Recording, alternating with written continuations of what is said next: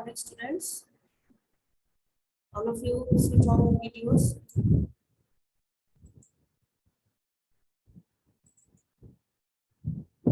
So we were studying about last on Saturday we were studying about the periodic table and how to find out the groups or how to find out the exact position of an element in the periodic table.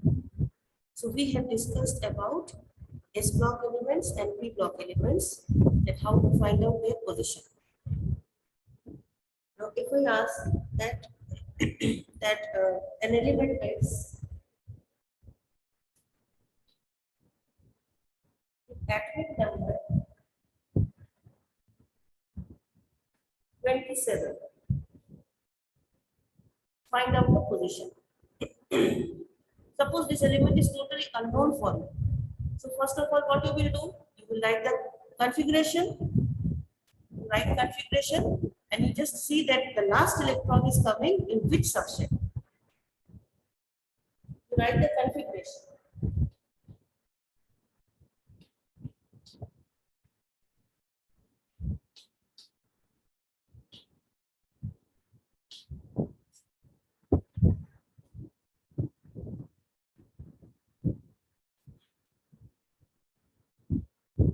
So it is coming 4s to 3d7, isn't it? So first of all, you will select the block. So the last electron is entering in D, that means it is a D block element. So first we will write the block.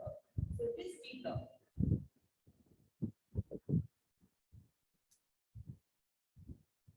Now the period, who tells about period? The valence shell. So what is the number of valence shell? What is the number of valence shell? 4. Valence shell is 4. The last shell, where the number of the value of small n is 4. So it belongs to 4th period.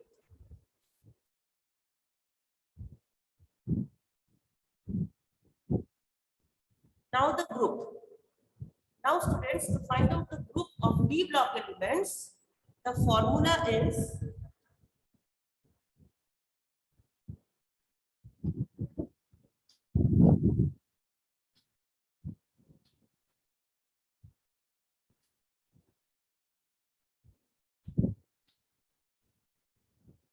this is the formula to find the group if any element belongs to D block. Number of ns electrons plus number of n minus 1 d electrons. Number of n is, what is the value of n in this case? 4. Value of n is 4. So how many 4s electrons are present? 2.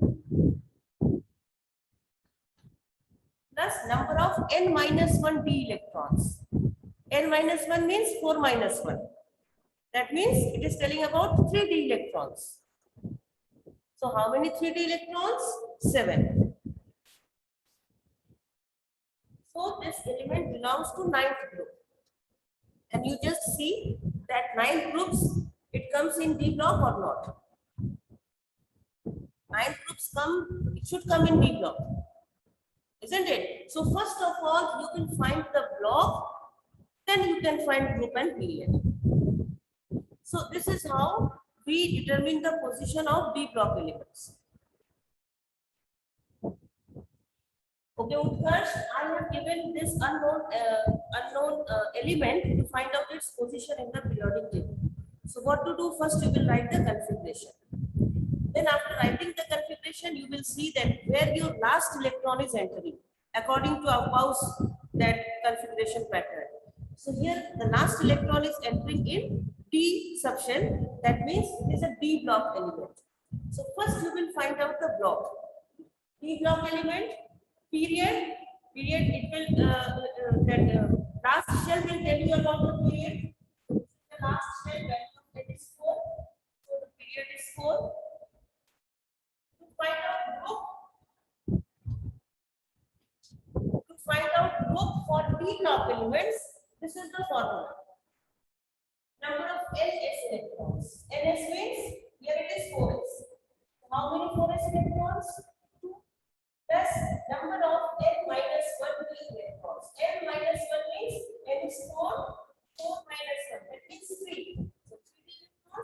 7.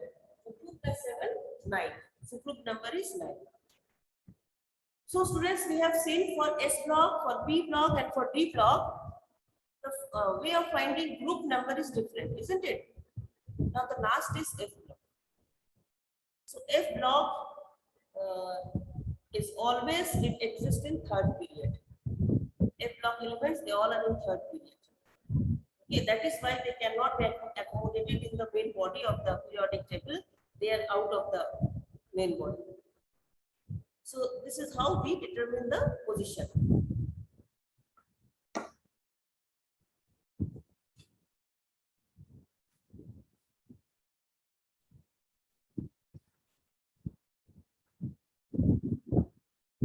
Now students, if we talk little about S block, it contains how many groups? In S block, how many groups are there? 2 groups are there. Why 2 groups are there? Why not 1? Why not 3? Okay, you just tell me that in P block total how many groups are there? In P block.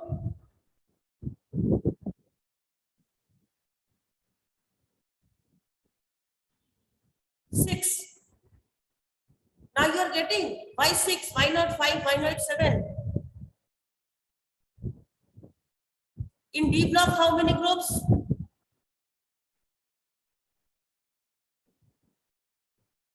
10. 10. Okay. F block, you leave it as such. Why S has 2 groups? Because S subshell or S orbital can contain maximum 2 electrons. So if it is containing 1 electron, that element belongs to first group, like 2s1, 3s1, 4s1. If it contains 2 electrons, s orbitals, then that element belongs to second group, isn't it? So the number of groups are according to the maximum number of electrons which can be accommodated. P orbitals can accommodate maximum 10 electrons, so 10 groups. P can accommodate maximum 6, so 6 groups. Okay, and F, about F, it is very complicated, so you leave it as such. Now, we have already discussed that why in first period only 2 elements, why in second and third period 8 elements, fourth and fifth period 18, sixth and seventh period 32. We have already discussed it. Yes or no? Totally according to the configuration.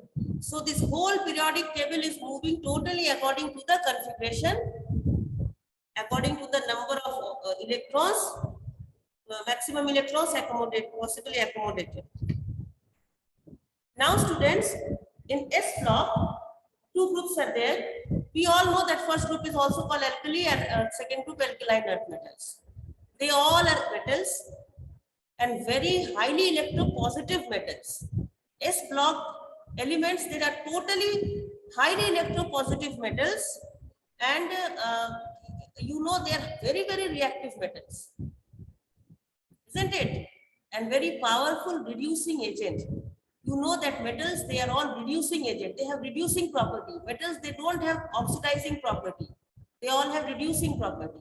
So S block elements, very electropositive. That is why they are very powerful reducing agents also.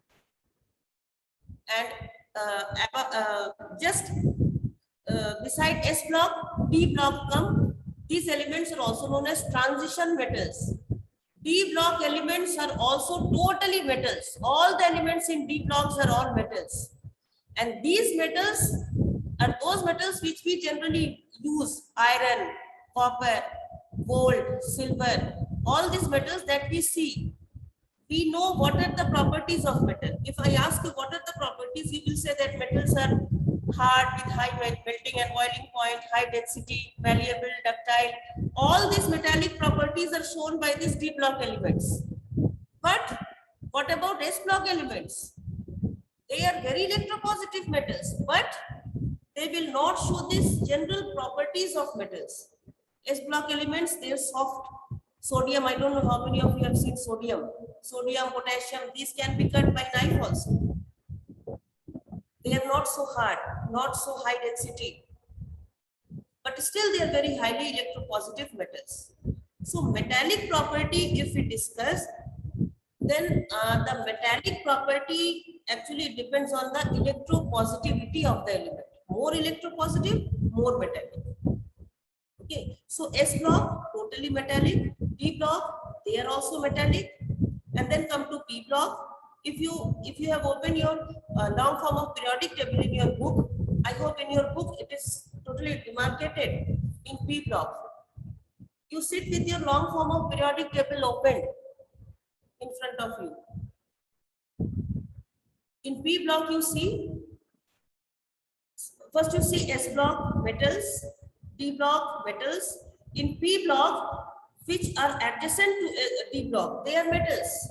After that, you see silicon, germanium, antimony, arsenic.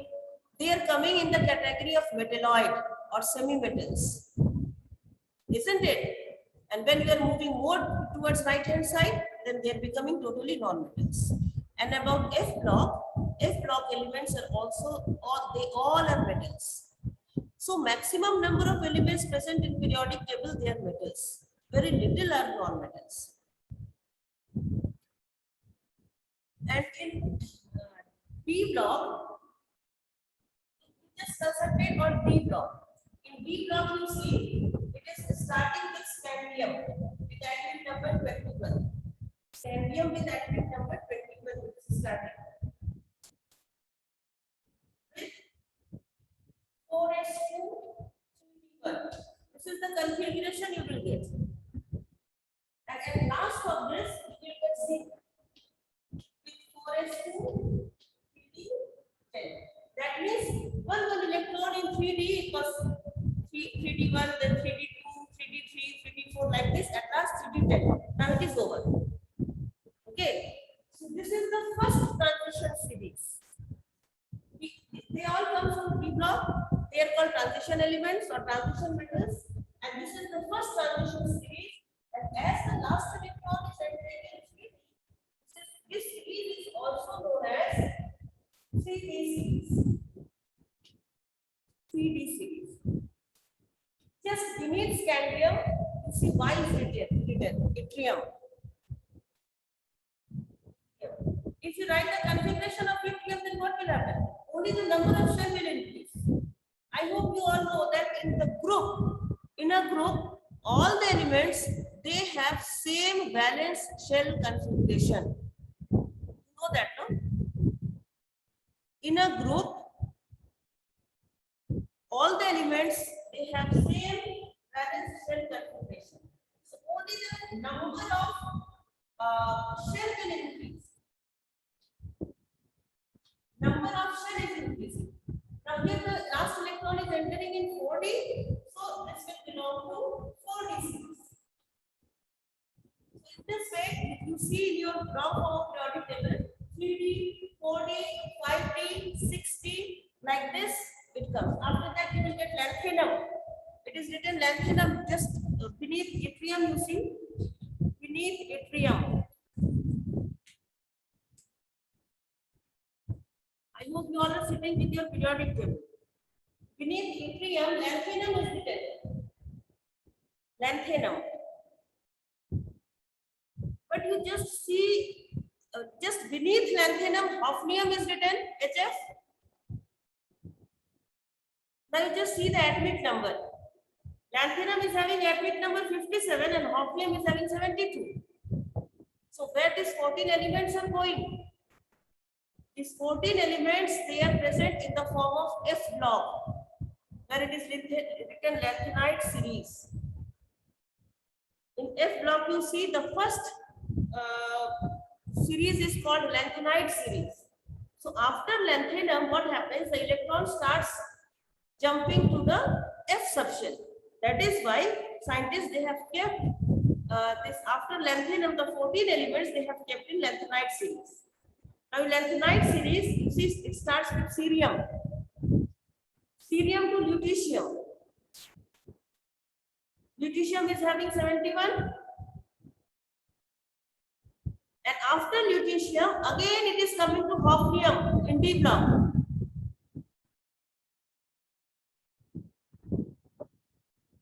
And the same is happening in the last period, seventh period. Actinium is there, actinium, AC. And just after actinium, Rutherfordium is there, RF. Again, 14 atomic number gap is present. So where these 14 elements are going? These 14 elements are kept in the actinide series in F block.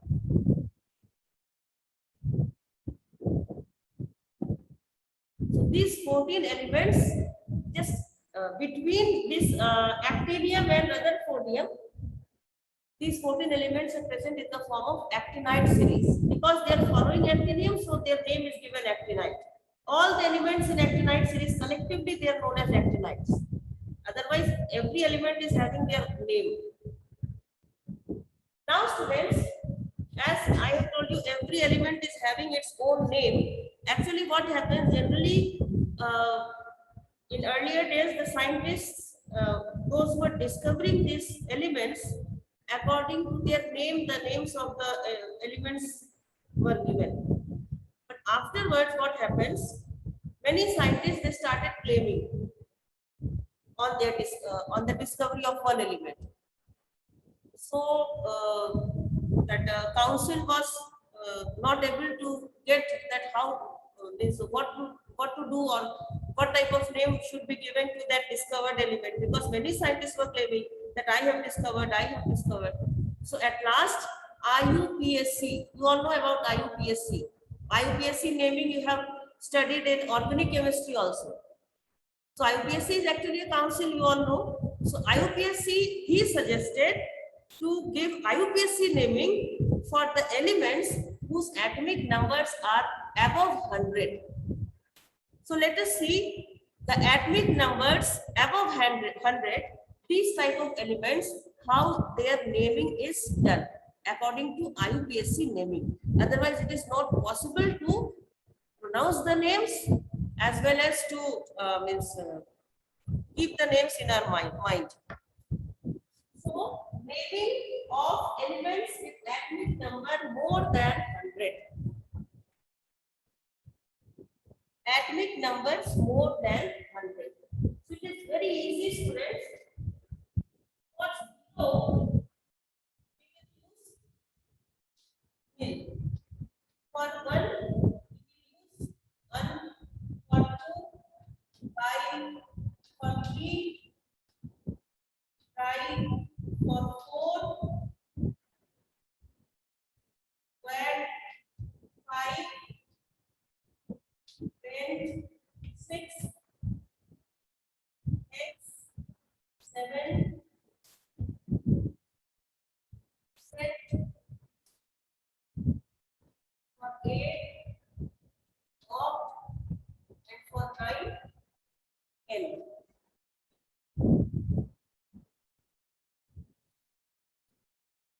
Now suppose we are going to write the name of, suppose the first element 101 with atomic number 101.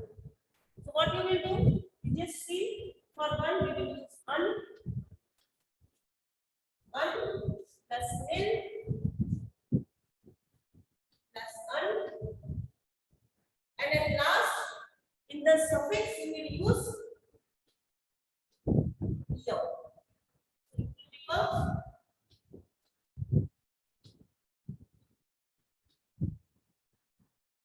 so simple it is. If you know this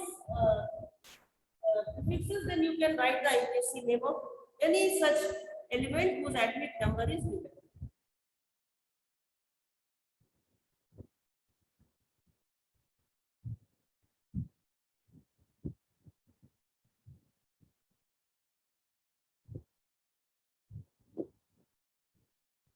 And write the name of this element with this atomic number.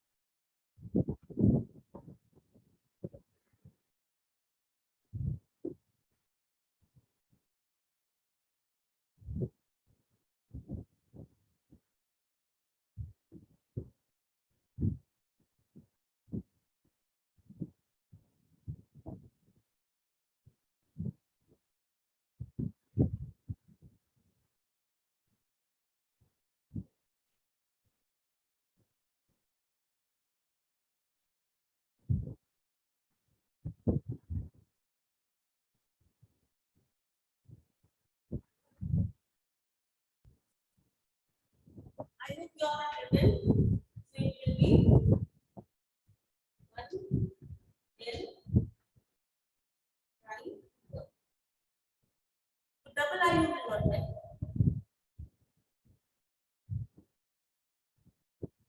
So in this way, bypassing naming of elements with atomic number more than 100 is done.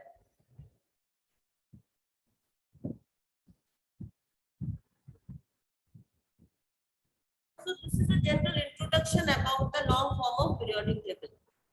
Now let us discuss about the periodic properties that already you have studied. The first periodic property we are going to discuss is atomic or ionic radii. Atomic or ionic radii. You all know what is the definition of atomic radii. It is the distance between the nucleus and the last shell of the atom where the electron is present. That is only atomic radii.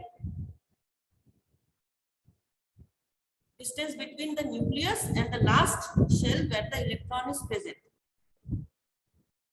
Now students, if I ask you the general trend of atomic radii, then you all know that from top to bottom, if we move in a group, then which type of trend it will show? Top to bottom. In a group, if we move, then what happens to the atomic radii?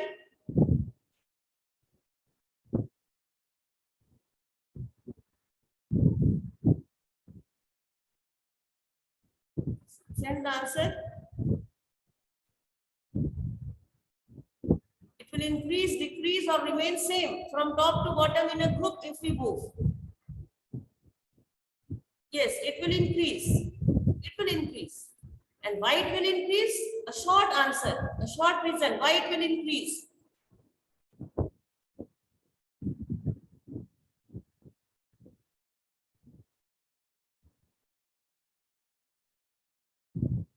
Due to increase in period is actually not the perfect answer. Yes, the number of shell increases. Period means shell, that is known, Akash, but still you will write the shell. Okay, because number of shells increases and nuclear charge effect decreases.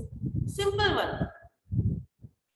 Yes, number of shells increases and nuclear charge effect decreases. So always this type of reasoning questions, you will give the answer by 2 points. First is the number of shell and second is nuclear charge effect. So both these two you have to write. And if I ask you that what happens to atomic radii when we move from left to right in a period? Left to right in a period. Yes, the size of atom shrinks. It decreases. Why it decreases? Why it decreases? Okay, due to increase in nuclear charge, but the number of shell remains same. Okay. But what about the noble gases? Do you know the atomic radii of noble gases? You have studied about atomic radii, something you have studied, discussed about atomic radii of noble gases. Yes, the atomic radii of noble gases, it increases. We are saying that left to right when we move, that atomic radii decreases. So noble gases should have minimum atomic radii, but it is not correct. They have large atomic radii. So why it happens?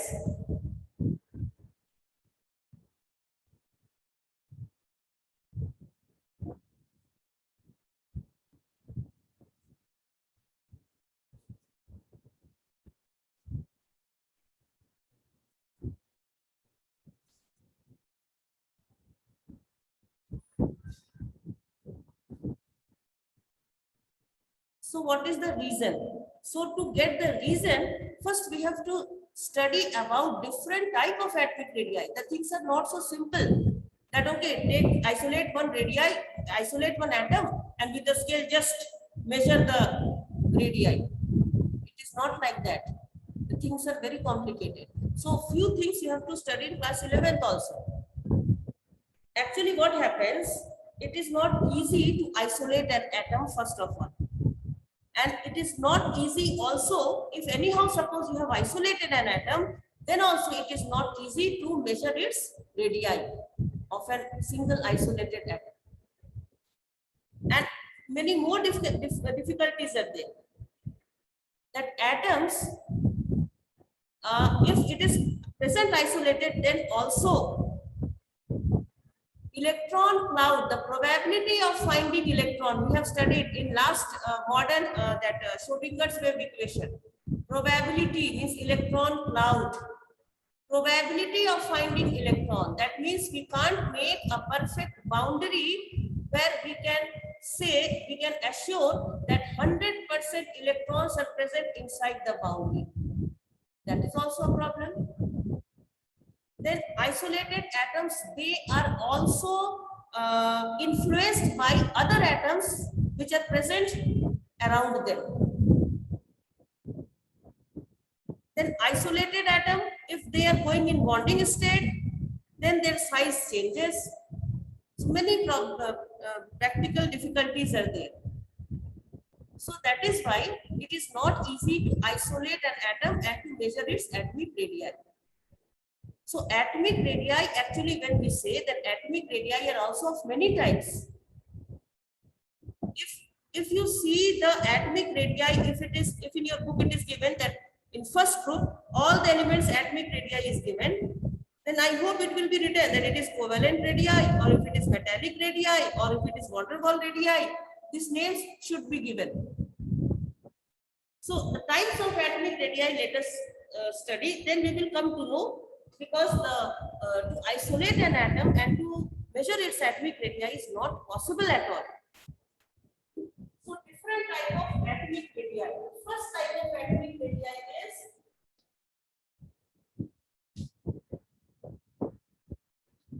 covalent radii. From the name only it is very clear, it is telling something about covalent bond. So it is the radii which is applicable to those two atoms of the same element which are bonded with single covalent bond. This is the criteria to find the covalent radii.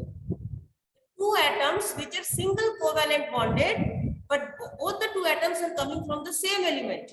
And students, let me tell you that whenever covalent bond formation occurs, then always overlapping of atomic orbitals occurs. Overlapping. That is why covalent bonds are so strong. Covalent bond formation takes place with the overlapping of atomic orbitals. So how to find out the atomic radii? Now suppose this is an atom, okay, of any element, and this is an atom of other element, and they both are forming covalent bonds. So that means we have to show them in this way. This is the overlapping we are showing. Okay. So this is just a symbol I am taking. In chemical bonding chapter, we will study more about this overlapping of atomic orbitals. So these two atoms of the same element I have taken. Maybe it is chlorine atom, maybe hydrogen. Okay, because we know that in chlorine also single bond is formed, covalent single bond. In hydrogen also single covalent bond. So here also single covalent bond we have to take. Double or triple we can't. So both the elements are coming from the same element. They are covalently bonded, single covalent bond. Now you take out the internuclear distance. That means the distance between the nucleus. Let us denote it with B. And the covalent radii is equals to P upon, that's all.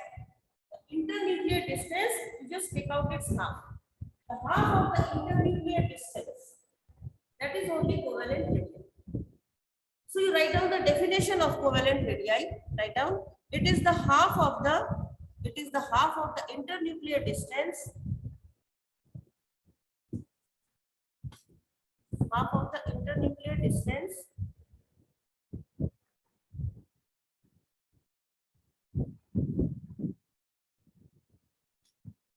of two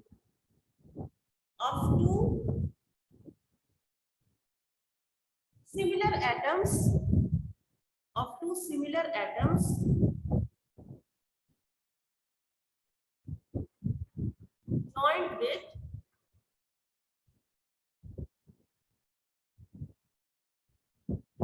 joined with single covalent bond.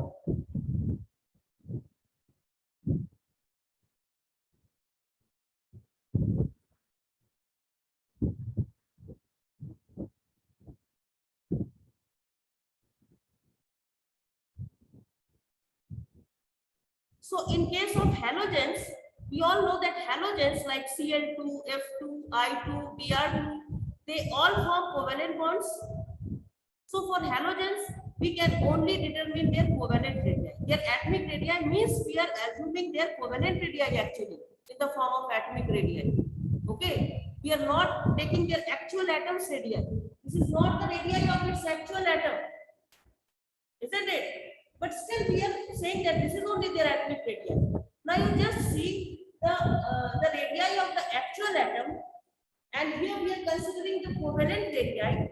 They both are different, isn't it? The radii of the actual atom will be more than the covalent radii in this case. So this difference is there, but still this only we use.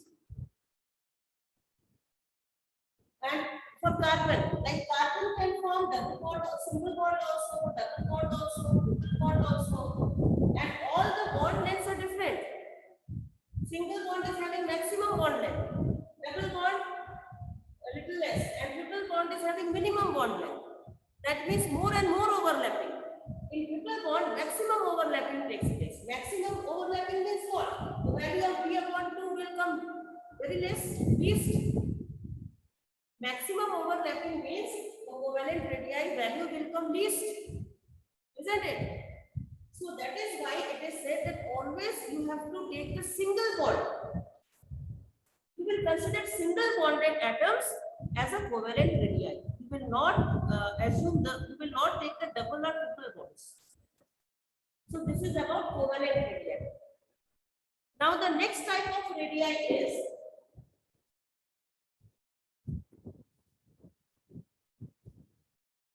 van der Waals radii.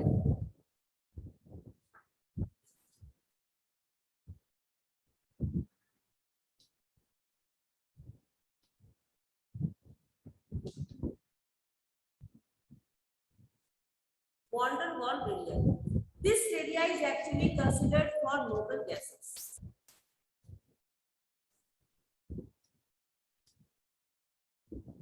First, you write down the definition.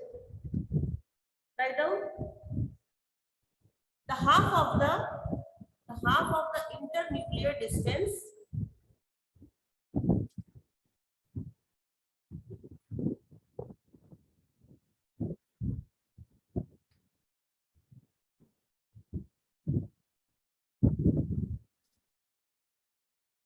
between two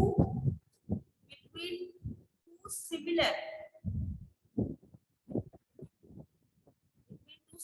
atoms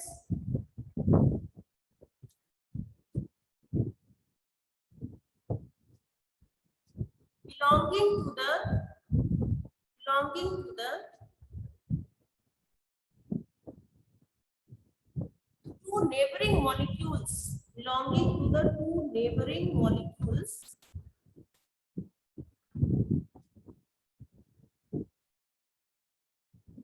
of the same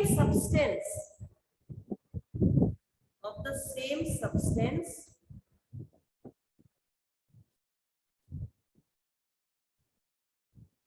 in solid state.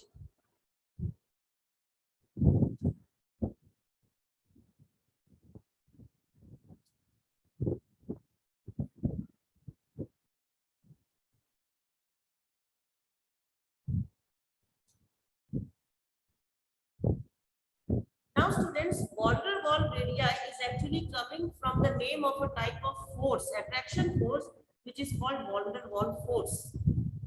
Van der Waals force is a simple attraction force. and it is the weakest type of attraction force.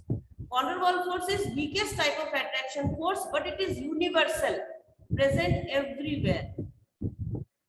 So as it is weakest type of attraction force, so its magnitude is very less in gaseous state, little more in liquid, and much more in solid. That is why to find out the van der Waals radii, always solid state is considered, where we can say that the magnitude of van der Waals force is maximum in solid. Otherwise, it is weakest type of attraction force. If this type of attraction force is existing between two molecules or two atoms, then we can say that in solid state also, compact arrangement we can't expect. Close packing is not possible only if van der Waals force is present, because it is very weakest type of force. So what it is saying that it is existing between two molecules. Now suppose these are two molecules.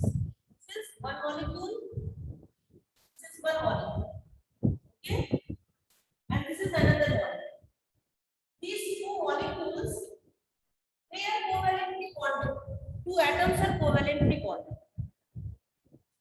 Now between these two molecules, suppose it is H2 and H2. You can say that it is hydrogen molecule and this is one hydrogen molecule. This is their covalent radii, but we are not discussing about covalent radii. So what is the van der Waals radii in this case? Very simple. They both are attracting each other with very weak van der Waals force of attraction. So when this attraction force is existing, that means the adjacent atoms, their internuclear distance is this one, and it's half. This is only van der Waals radii. This is only known as van der Waals radii. Otherwise, this one is covalent radii.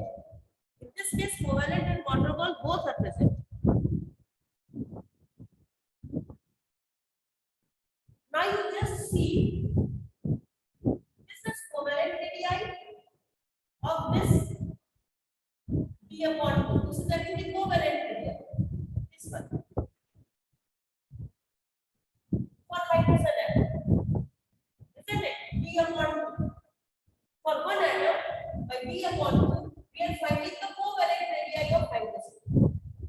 And this is the van der Waals radii of hydrogen atom. So what do you think? Covalent radii or van der Waals radii of hydrogen atom will be more? Which radii will be more? Covalent radii or van der Waals radii?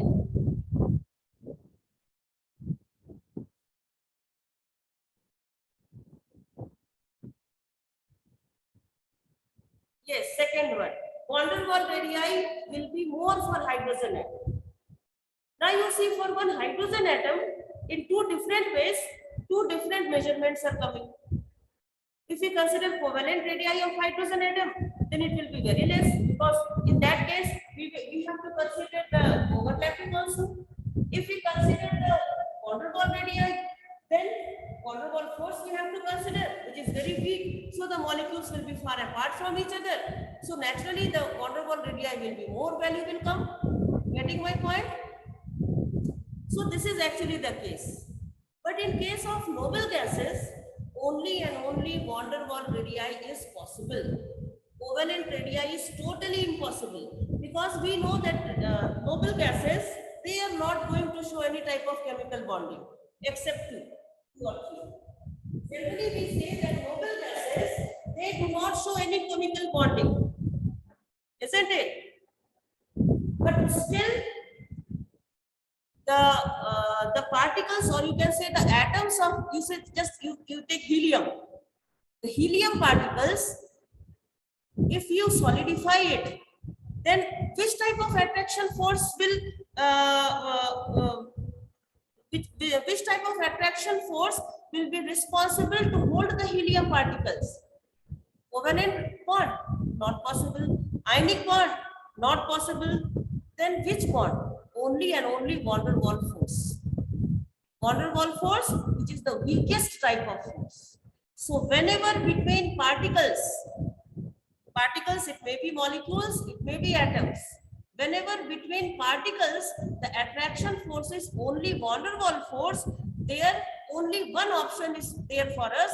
We have to calculate their van der Waals radii only, because noble gases, they can't show any covalent bond or any other type of bond.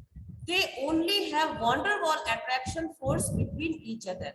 So like suppose it is a helium, suppose it is a helium particle, only one particle will exist. We all know they are monoatomic. And another helium particle, maybe here. Why I have kept this much of distance? Because only van der Waals force is existing between them, which is the weakest type of force. So they cannot hold each other very tightly. That is why we have to find only the van der Waals radii for noble gases. We can't find their covalent radii. That is why for noble gases, we say that atomic radii of noble gases increases. Actually, we are considering its van der Waals radii and we are calling it atomic radii. So this is the bond for noble gases. So I hope you all have got the answer that why noble gases atomic radii increases at last.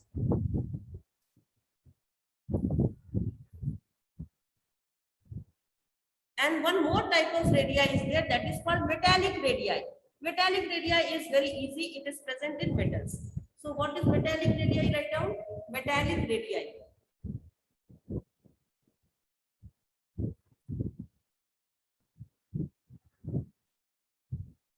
It is the half of the internuclear distance. It is the half of the internuclear distance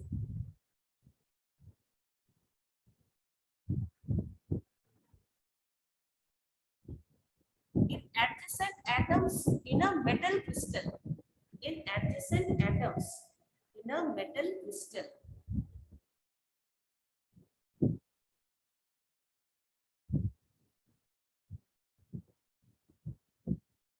So from the name only it is clear, it is only applicable for metals, solid metals.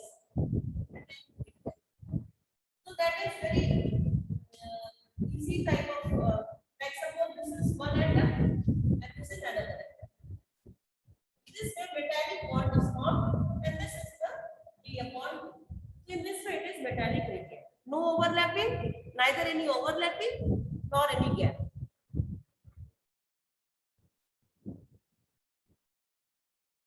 So if we compare the three radii, then we get that covalent radii is the,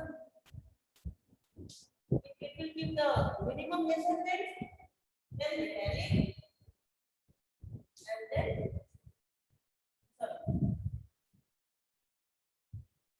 and maximum will be given by bond. That is why the noble gases, they have highest atomic radii.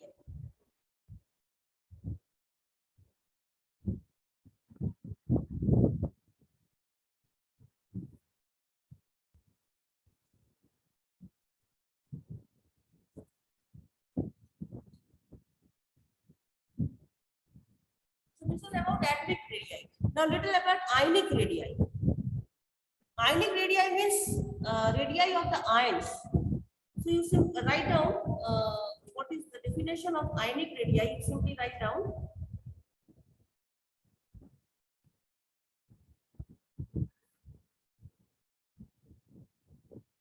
the ionic radii. The definition I am telling you.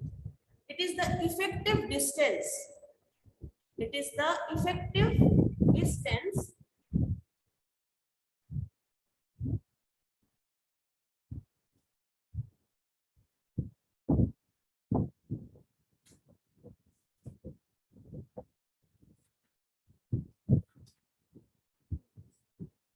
it is the effective distance from the nucleus up to the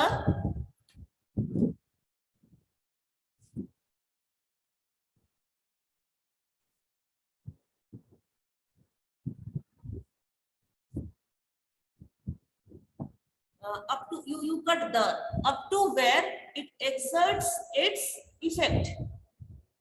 It exerts its effect on the electron cloud. On the electron cloud. That means after losing electrons or after gaining electrons, whatever ion you have got. Now, what is the effect of the nucleus? Up to which distance it is extending the effect of the nucleus. That much distance is covered, and that is known as ionic radii. So, students, we will discuss ionic radii in the next class.